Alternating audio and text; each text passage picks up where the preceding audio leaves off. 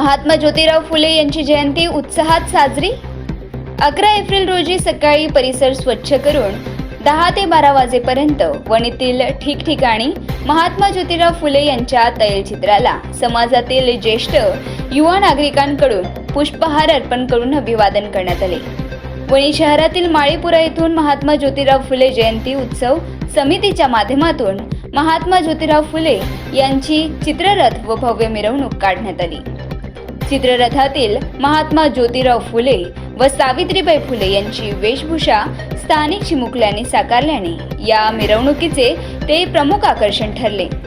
DJ, lighting व क्रांतिकारी गीतांवर समाज बांधवांनी ठेका धरत जय ज्योती जय क्रांतीचे नारे लावत एकतेचा संदेश दिला।